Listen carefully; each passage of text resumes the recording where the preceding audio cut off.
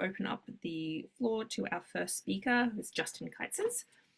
And then we'll bring other speakers on, and then at the end, we'll have a big open discussion with all speakers and with you guys in the audience. But let me hand over to you, Justin. And while you're getting your deck shared, I'm going to give a little intro, if that's okay. All right. Dr. Justin Kitzes is an assistant professor of biological sciences at the University of Pittsburgh. He leads the Kitzes Lab, where the primary focus is on measuring, understanding, and predicting the impact of human activities on biodiversity. His lab has been instrumental in developing several open source solutions and a lot of documentation around effective use of bioacoustics. Beyond his research, Justin deeply understands the importance of cross-sector collaboration to advance the field of bioacoustics, and we are so thrilled to have him as a valuable member of our advisory committee for the Horizon Scan project. And in fact, Justin is kind of the workshop that Justin hosted a couple of years ago was where this whole series and project had its inception. So we are incredibly thankful for Justin for helping us head along this track. So we're happy to welcome you to the stage and give us the intro to this this area of interest. Justin, over to you.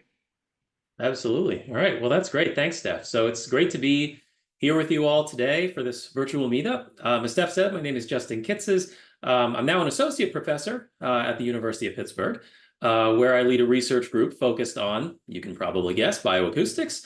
And I'm also here, of course, as part of the advisory board supporting the Horizon Scan project. So we have a great set of speakers here today, as you know, and my goal here kicking off is simply to briefly set the stage and provide a little bit of context for our talks and discussions today on bioacoustics, data analysis, and AI. And so to start off, I want to begin with a sort of reminder of sorts that the analysis of bioacoustics data sits embedded within a larger workflow of bioacoustics research, which in our group we tend to think of as in 6 separate parts. So at the base of any bioacoustics study, you have the sensor hardware, of course, a recorder, the details of deployment of this recorder, some way of storing and managing the resulting data. These are foundational, of course, and the last 2 sessions in this series have touched on many of the details here already. Those foundations support the next steps, analyses of these recordings, which today nearly always involves the use of some form of AI, usually a machine learning approach, to sift through those audio recordings to find sounds of interest, combined with some sort of statistical model that's designed to take records of that sound of interest and use these to draw some sort of robust scientific inference. And this layer, of course, is our topic for today and the focus of all 3 of our speakers. And this in turn is going to ultimately support our ability to answer questions in ecology, conservation, wildlife biology, and in related fields, which is why this whole pipeline exists in the first place. So, and I know this whole framework idea is something that Dr. Jones is going to expand on shortly. So as we zoom into this layer on data analysis and AI, and in the spirit of the Horizon Scan project associated with this session, I wanted to just very briefly highlight, at least in my opinion, just one important idea in bioacoustics, data analysis, and AI that's on the horizon on each of 3 different timescales, which I think of as today, tomorrow, and maybe beyond tomorrow, partially overlapping with now, transition, and the future, but maybe not quite exactly the same thing. So now today, I'm sure that most of us here are aware that the most common applied goal of bioacoustics, data analysis, and AI is detecting the presence of a species in recorded audio. And the use of AI here is supervised classification, that is to find instances of a sound in field recordings that we have examples of, such as a species' unique song. Now, starting already today to go beyond species classification, we're seeing an increasing number of studies that go beyond the single sound of a species to detecting within species sounds. So this could be, for example, a type of sound, such as an aggression call or an alarm call. It could be the sound made by a particular type of individual of a species, such as a juvenile begging for food or something similar, a particular dialect associated with a population, or even the unique vocal signatures of an individual organism. So AI models to detect these within species sounds, I think, are growing in importance already, starting to provide new research ideas and avenues, and I expect that to continue into the future. But now what about tomorrow? What might be on the horizon for data analysis and AI within, let's say, the next 3 to 5 years or so? Well, I'm sure many things, but I want to highlight specifically one particular need or gap, which is to continue developing the link between the output of AI models and the statistical models that we use to analyze that data. So when we use current generations of AI to analyze audio recordings, these models, of course, can indicate confidence in whether a sound is present in several different ways.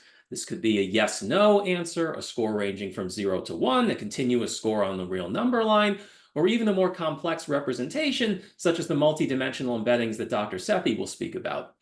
And while much attention rightly has gone into the development of these AI models, we've devoted less attention to developing statistical models that are designed purposefully to best draw inferences from these types of data, which can take any of these forms. They can have both false positive and false negative errors. They reflect counts of sounds rather than counts of distinct organisms, and sometimes can also be combined with human review of the same files. And I expect that we'll continue to see research that's building and expanding on well-known occupancy and mixture modeling approaches, particularly integrated models for multiple data types and simultaneous false positives and negatives, along with emerging methods for natively handling raw ML outputs.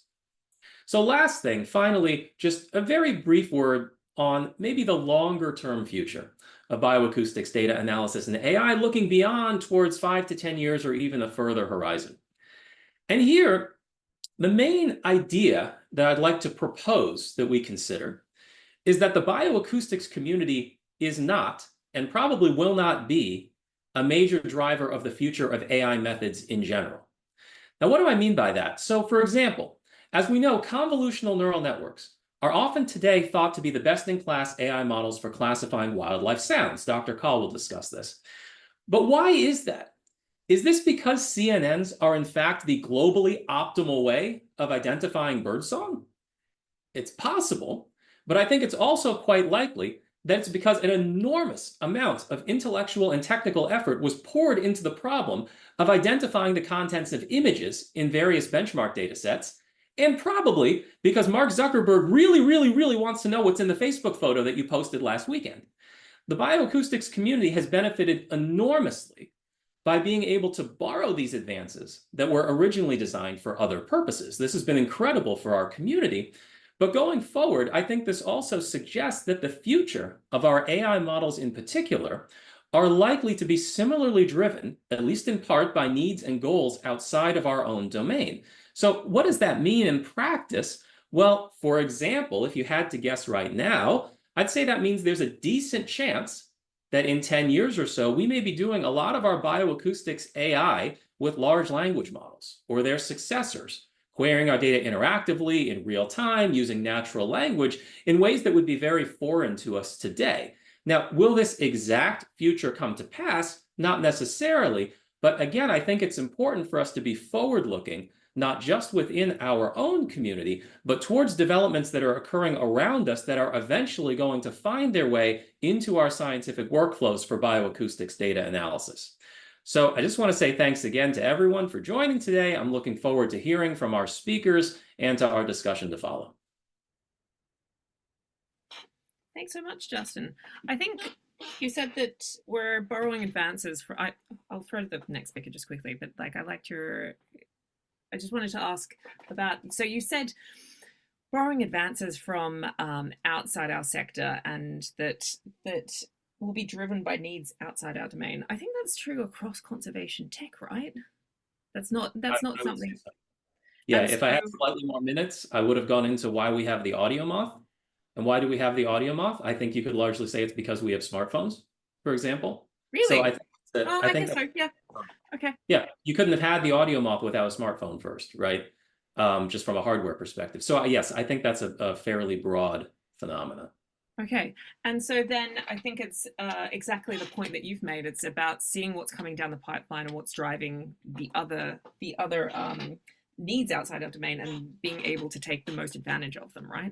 Exactly. So I think there's that interplay between sort of trying to consciously drive what we want from within our own discipline, but also being nimble enough to watch and borrow from what's going on outside and not losing sight of either of those.